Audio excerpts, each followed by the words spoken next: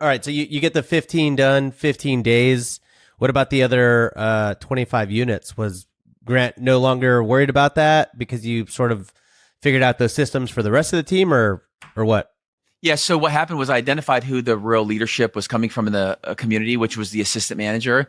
And so what happened was we promoted the assistant into the management role. And then also on the maintenance standpoint, because that's also a big thing in multifamily and apartments, right? Is you have to turn the units and make them ready, because everybody, when you show an apartment, just like when you show a house, David, you know this better than anybody, you want to show the end result. You want to show the finished product. So I think, 20 days, I was there for about 15 to 20 days. And that was plenty of time to identify who the players were, give them enough momentum and energy. Because look, when a guy like myself or you or David go into somewhere, like that's great energy, and you could really start building that momentum. So we got that place leased. It was like 95% within 30 days.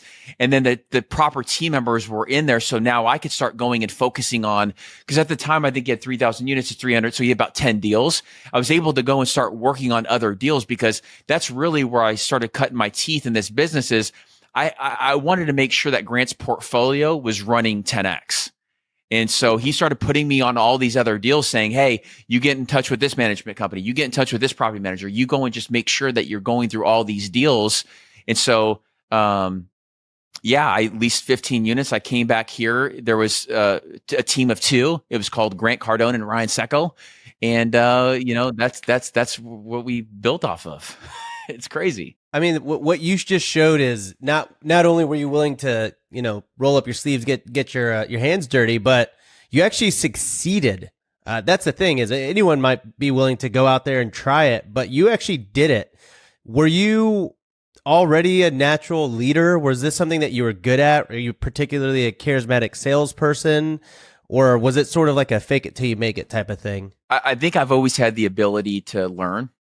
I think, back what David asked me earlier is, how did the leadership and the pilot skills transfer into what you're doing now? I was a captain for 9 years of a 70 passenger jet, $40 million airplane. Leadership is highly trained in the airlines.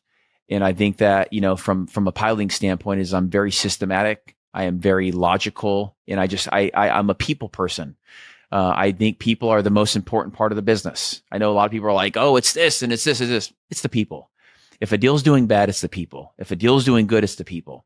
Because you could have a great deal and crappy people, the deal's not going to do great. You could have a okay deal and have great people, the deal's actually going to do really well. So I think that the people are super important. And I think that, for me, I've had a lot of great mentors where I'm just willing to do stuff that people aren't. And I also had a great mentor, Grant.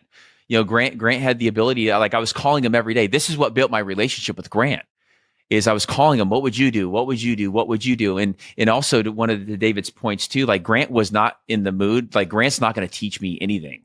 Grant's going to put me in the positions to learn. Like that's what people are making the mistakes. Like they're calling people saying, that's just adjusting the expectations on that, Ryan. Grant can't teach you anything. Even if he could, it'd be like drinking from a fire hose. You don't have the capacity to sponge up what Grant would be able to teach you. I'll give you an analogy. Like when you're learning from a black belt and you're first learning the martial art, they probably don't remember what you need to learn because they were 5 years old when they learned that. It doesn't make sense. They were not a grown person trying to understand these concepts. They were a kid whose brain soaked it up quickly, right? But we all think, I want to be trained by the best person ever. That's not the right coach for you. You want a person a step, maybe 2 steps ahead.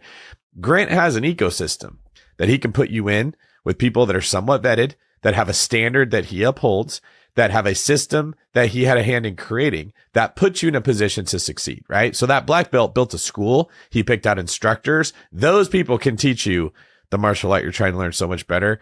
I love you're saying that, because there's this idea where our ego says, I want to learn from Grant Cardone. I want the best. And now you're useless to him because you can't keep up with the level of stuff he does. However, if you get plugged into his world, you learn something there. You prove yourself valuable. You become one of those captains at some point that he's put in place. You're training the new people. Now, as you gain the experience of living there, you do get to a level that you can start to rub elbows with Grant, and what he needs is helpful.